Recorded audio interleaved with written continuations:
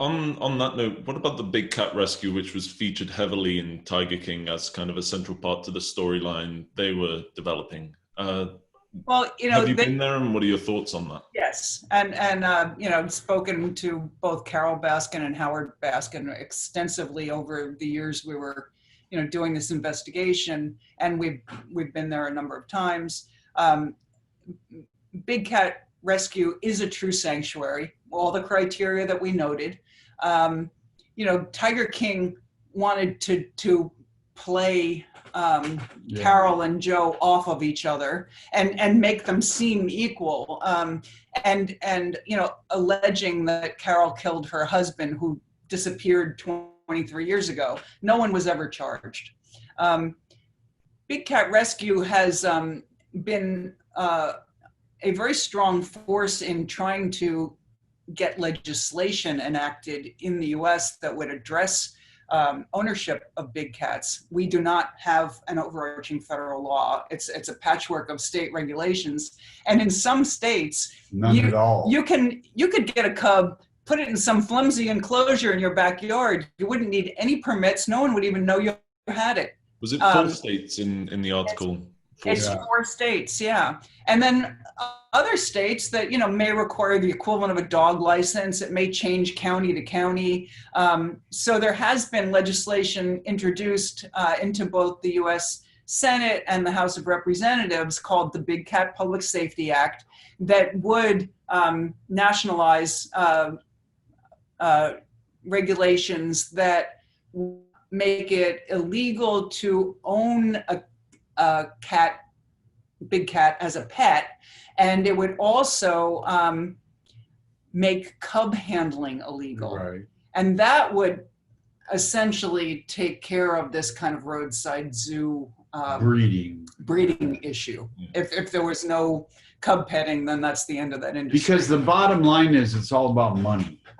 This is not about big money. You got to strip out the conservation and everything because that doesn't exist. It's all about big money. The one we spent a day at Myrtle Beach Tiger Safari, Doc Antle's place, and did a very conservative estimate of what they made. We needed model releases from everyone, so I know how many people were there. I estimated at the lowest cost, not the highest cost, which could have been up to $200 per person higher. So with this morning safari, middle of the day, there was someone who paid for a private $5,000 swim with a tiger experience. And then there was a night safari. The lowest estimate of what that brought in a day's receipts was $50,000. It's $50,000 in one day. So, we're talking serious money here. And remember, that's a low ball estimate. Right. It is funny that you said almost unequivocally that the Big Cat Rescue is a sanctuary, though, because as you said, on the Tiger King, it was made out to me even, it seemed that, they're basically running the same thing. They just have a different marketing scheme. Yeah. So one thing I want to note there was that footage that they kept running of like massive lines of people and masses of people. That was from a one-day fundraising event. That's not what the place looks like every day. On a given day, there might be a tour with like 6 people being led around the zoo, but they made it seem like that's what it was. It was like this, massive tourist attraction.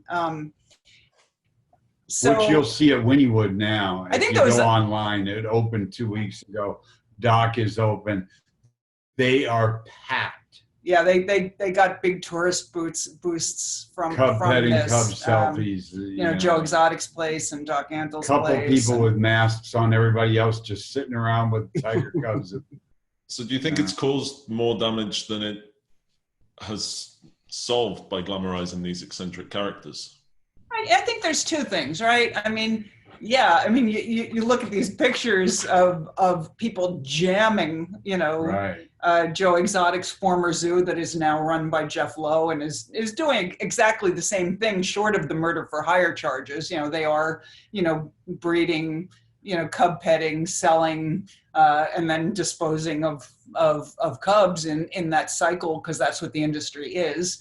But it's also offered an opportunity for many more people to find out that this is going on. I mean, discussions like we're having right here today, right? And, you know, I think particularly now, as we're amidst a global pandemic that originated from wildlife trade, it is a moment to think about, you know, how do we deal with wildlife? You know, how do we consume wildlife? You know, how do we influence ecosystems? I mean, what do we do as humans, you know, to the planet that we share with, you know, billions of other organisms, you know, that are not only really damaging the planet, but also come back to impact us. So I'm grateful for this opportunity to kind of especially put that idea on the table for people to think about at a time where we all have to sit back and think. We're being forced, you know, into different kinds of isolation, and, you know, for that reason, because of what we've done.